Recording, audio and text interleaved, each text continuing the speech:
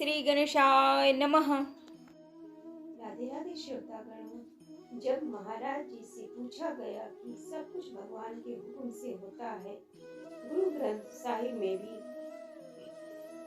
यही लिखा है, हुक्म के अंदर सबको, बाहर हुक्म न कोई। तो दुनिया में लोगों की नजर लगने का क्या कारण है? जैसे कि अगर आप कोई व्यक्ति को बोल दें कि आप बहुत धनवान हैं, तो उसका धन धीरे धीरे घटने लगता है, ऐसी मान्यता है। इस पे गुरुजी से सुनिए, जब उस पे नजर टिक जाए तो काल की भी नजर नहीं लग सकती। और की तो बात क्या, सुनिए स्वयं गुरुजी महाराज के मुख से। मंजीत सिंह जी मुंबई से। राधे राधे श्री हरिवंश। राधे राधे महाराज जी। जब सब कुछ भगवान के हुक्म से होता है, गुरु ग्रंथ साहिब जी में भी यही लिखा है, हुक्मे अंदर सबको, बाहर हुक्म ना कोई। तो मेरा सवाल यह है कि दुनियावी नजर लगने की क्या अहमियत है? मतलब दुनिया की नजर लग गई, जैसे कह रहे बहुत धनवान है तो उसको किसने बोला वाह वाह तेरी बहुत धन हो गया, तो उसका धन घटने लग जाता है, ऐसी मान्यता है। अरे उस पर नजर टिक जाए तो काल की भी नजर नहीं लगती, औरों की तो बात जाले दो। जिए काल बस ना परे, समुझ जाए शरण ते डरत ना काल डर। ऐसे तो पूरा संसार नष्ट हो जाए। ले ऐसे तो संसार ही नष्ट हो जाएगा, क्योंकि जो अधर्म आचरण करने वाले लोग हैं, उनकी तो यही इच्छा है कि हम मिटा देंगे। पर किसी के कहने से कुछ नहीं होता है। जो बुरा सोचता है तो उसी का बुरा होता है, क्योंकि सबका मालिक एक है। यह तो बच्चों वाली बात है कि कोई हम पर नजर लगा देगा। जो सब नजर वाले हैं, उन सब में जो नजर है मेरे प्रभु की है। ये तो जो अधर्माचरण करने वाले हैं, दुख प्रदान करने वाले हैं, उनकी तो यही इच्छा है, ये हम मिटा देंगे। उनकी तो यही इच्छा है ना कि हमें मिटा दो। तुम्हारी इच्छा से मिट जाएंगे क्या? तुम खुद मिट जाओगे, क्योंकि तुम मिटाने की इच्छा से जो चलता है वो पहले ही मिट जाता है, मिटा नहीं सकता, क्योंकि सबका मालिक ईश्वर है। ये तो बहुत है बच्चों वाली बात है कि कोई हम पे नज़र लगा देगा, कोई हमारे धन पे नज़र लगा देगा। नहीं नहीं, जितने नज़र वाले हैं उन सब में जो नज़र है वो मेरे प्रभु की है।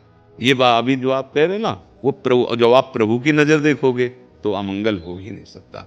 कोई भी तंत्र, कोई भी मंत्र, कोई भी साप, कोई भी प्रतिकूलता तुम्हें परास्त नहीं कर सकती यदि भगवान किया। साप ताप रोग शोक दारुण दुख भारी, जितने भी परास्त नहीं कर सकते सब मिलके।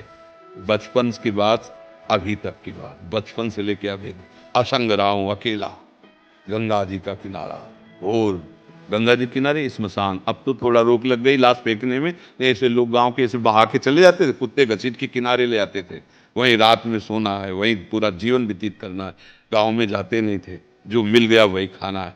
ना कभी कोई भय लगा, ना कभी कोई प्रेत का आक्रमण हुआ, ना कभी कोई राक्षस पिशाच का आक्रमण हुआ। एकदम मस्त, एकदम निर्भय, कौन नजर लगाएगा? सब पर मेरे प्रभु की नजर है।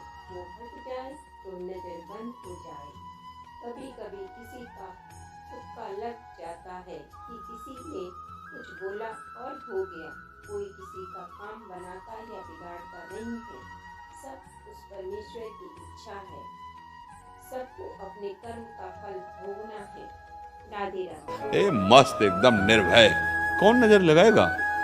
है किसकी नजर? उसी की नजर है। वो हट जाए तो नजर ही बंद हो जाए, नहीं बंद हो जाए तो फिर दूसरा कहाँ, आप कहाँ जान पाए कि वही है? जैसा आप पहले बोले कि सब में जब उसी का, गुरुवाणी जी कह रहे, तो आप पहली वाली बात को भूल गए और दूसरी बात बहुत हल्की बोल गए।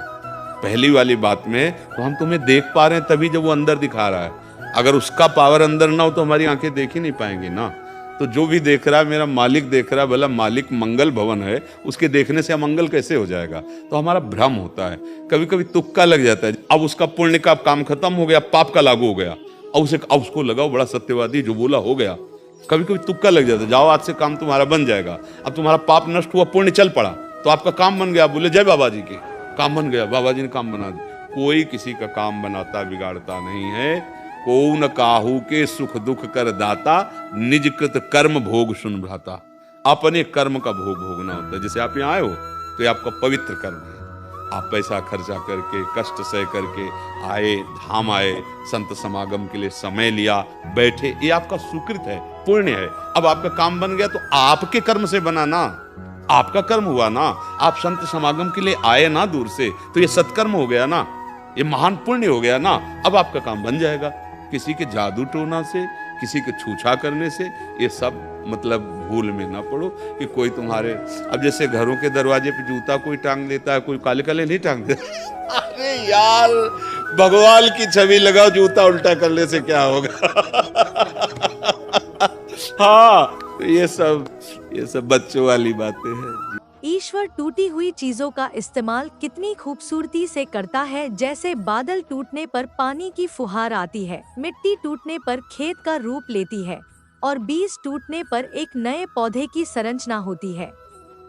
इसीलिए जब आप खुद को बेहद टूटा हुआ महसूस करो तो समझ लीजिए कि परमात्मा आपका इस्तेमाल किसी बड़ी उपयोगिता के लिए करना चाहता है।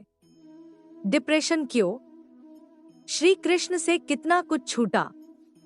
पहले माँ छूटी, फिर पिता छूटे, फिर जो नंद यशोदा मिले वे भी छूटे, संगी साथी छूटे, राधा भी छूटी, गोकुल छूटा, फिर मथुरा छूटी। श्री कृष्ण से जीवन भर कुछ न कुछ छूटता ही रहा। नहीं छूटा तो देवत्व, मुस्कान और सकारात्मकता। श्री कृष्ण दुख नहीं, उत्सव के प्रतीक हैं। सब कुछ छूटने पर भी कैसे खुश रहा जा सकता है, यह श्री कृष्ण से अच्छा कोई नहीं सिखा सकता। इसलिए हमेशा खुश रहें, सदा मुस्कुराते रहें। अहंकार ना कीजिए। लक्ष्मी अगर मेहनत से मिलती तो मजदूरों के पास क्यों नहीं, बुद्धि से मिलती तो चालाक और चतुरों के पास क्यों नहीं, ताकत से मिलती तो पहलवानों के पास क्यों नहीं। जिंदगी में अच्छी संतान, संपत्ति और सफलता पुण्य से मिलती है और पुण्य का हिसाब ईश्वर रखता है। आपको कभी अहंकार न हो कि सब आपकी कमाई खाते हैं। ये आपसे जुड़े हुए लोगों के पुण्य है जो आप कमा कर घर ला रहे हैं। ये परमात्मा की असीम कृपा है हम पर, इसलिए ईश्वर के कृतज्ञ रहिए और परिवार को प्रेम कीजिए और हमेशा सबको खुश रखिए। खुश रहिए, मुस्कुराते रहिए। पवित्र रिश्ता परिवार से बड़ा कोई धन नहीं, पिता से बड़ा कोई सलाहकार नहीं, माँ की छांव से बड़ी कोई दुनिया नहीं, भाई से अच्छा कोई भागीदार नहीं, बहन से बड़ा कोई शुभचिंतक नहीं, पत्नी से बड़ा कोई दोस्त नहीं है। इसलिए परिवार के बिना कोई जीवन नहीं। प्रेमानंद जी का सत्संग कैसा लगता है आप हमें कमेंट करके जरूर बताएं।